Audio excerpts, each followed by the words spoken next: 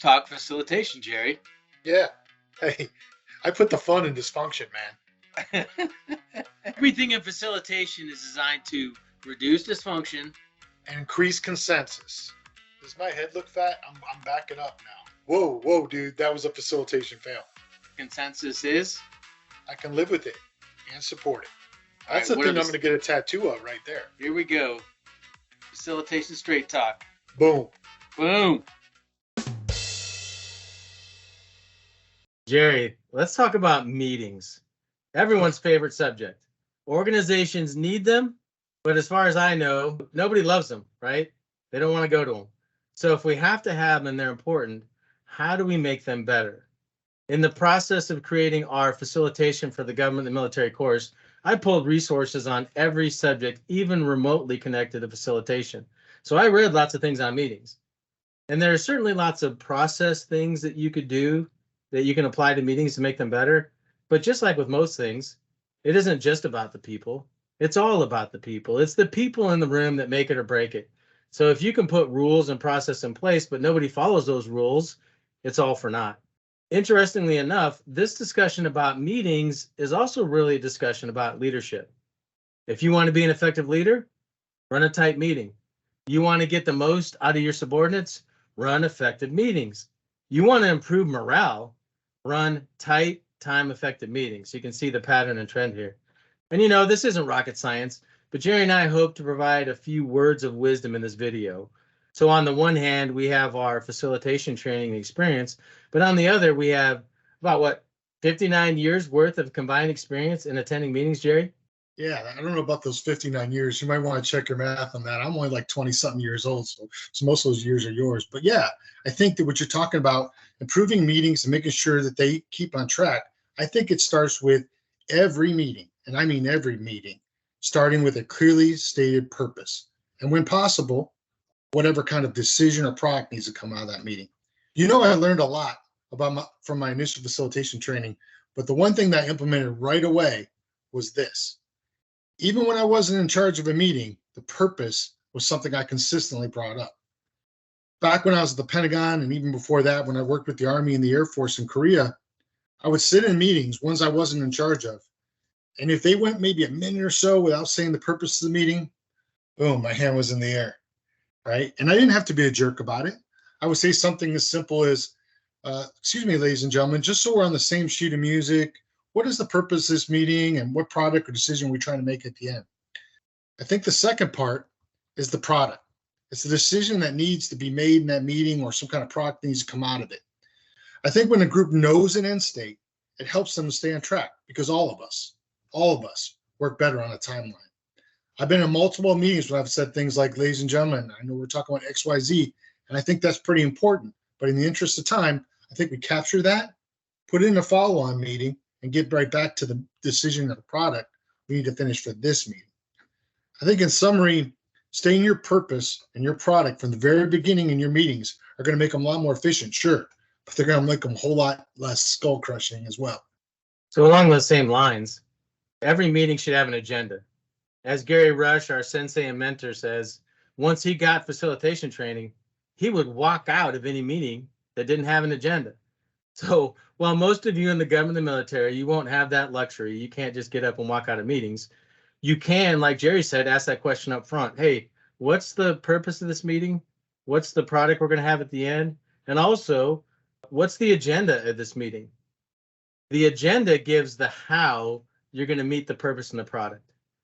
And so as stated up front, it reduces dysfunction later because if someone doesn't like the agenda or they have a recommendation to improve it, they can give it at the very front of the meeting. So just like everything else in facilitation, Jerry, if you do this, it reduces dysfunction and increases consensus. I love that. I think the most important thing with these meetings is just to keep them moving. At times, you have these really smart, passionate team members, and they all have a lot to say, especially in that dreaded staff meeting. Team members, they struggle with what needs to be briefed and why it needs to be briefed. So in our course, we teach ground rules and techniques to handle this problem. But let me first say, as Aaron kind of touched on, it starts with leadership. You have to set the example by following those ground rules that you set out. So as I said, there's multiple ground rules and techniques that we teach, but there's 3 that I love, so I'm going to talk about here. The first is BLUF. The second is be concise. And finally, it's more of a technique than a ground rule, but employing a timekeeper. BLUF is a pretty well-known acronym, I think. It stands for bottom line up front. By giving that bottom line from the very beginning, we prevent those really long stories. An example of this would be as if you said, hey, we need to get this done by Friday. That's the bottom line up front. Now, let me tell you how we're going to do it. It not only grabs the audience's attention, it really keeps that meeting moving. Another important ground rule is to be concise. Again, a leader has to set an environment for being concise.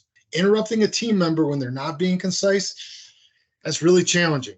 But once you set the environment and you start doing that and start interrupting people when they're telling long stories, everybody in the meeting will thank you. Jerry, I think there's a kind of an art to being concise. We talked in our last video about active listening. There's also an art to impactful speaking. If you want people to truly hear you, then personally what I do is I strive for the extreme. Every time I open my mouth, it's something worth saying. And I say it as concisely and impactfully as I can. No one needs a history lesson. They just need, like you said, the bottom line up front, the headline, the golden nuggets of importance. I've been in staff meetings where we implemented a time limit per speaker to ensure the meetings end on time and everyone is heard. You might have to assign what Aaron calls a facilitation bouncer to keep that group moving along. And I, unfortunately, have had to play that role a lot. One technique that I've used is when someone's about to their last minute of when they're allowed to, we're allowed to speak, I'll put a finger up. It really works. They see that finger and they almost always finish before that finger becomes a fist because no one likes to get interrupted. The bouncer. It really isn't facilitation. It's almost pseudo facilitation, but there's immense benefit in having a bouncer in your non-facilitated meetings, in your working groups, in your conferences, or as Jerry said, the timekeeper. The best thing to do is facilitate, but barring that, just having a senior person in the room who's been empowered to enforce the meeting ground rules or norms. The bouncer gives everyone a voice, but ensures that no one veers the group off on side tangents, or they talk too long, or they monopolize the conversation.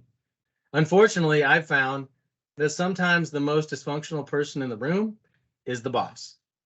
One particular story that comes to mind is immediately after I got my first facilitation training, I came back and my boss was like, hey, can you improve our staff meeting with that facilitation stuff? Like, sure, sir. So I outlined a few simple process things, what should be briefed, what should not be briefed, a few ground rules that we instituted. But after our very next meeting, I realized that the boss was the primary problem. Every single time a staff member brought something up, the boss would respond to it and talk about it at length. So the net effect was the meeting went long and people didn't want to bring up items because it made the meeting longer, which is not good, by the way, for command and control. So in this case, what I did is I had a closed door session with the boss, and as delicately as I could, I broached the subject. And I won't go into detail here in this video on how it went, but things improved, but it certainly took work and energy. So in summary, it's really good to use these techniques to keep that meeting going, right? It'll make that meeting less painful and maybe a little more fun. And fun is authorized, isn't it, Aaron? Oh, absolutely. To kind of wrap this discussion up on meetings, every organization is different, and so your need and your cycle of meetings is different. But if you're in charge of the meeting, run a tight ship.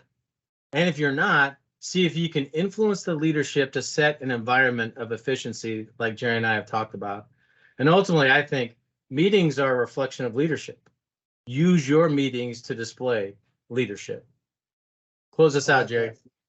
I love that, Aaron. I'm going to write that down. That's awesome.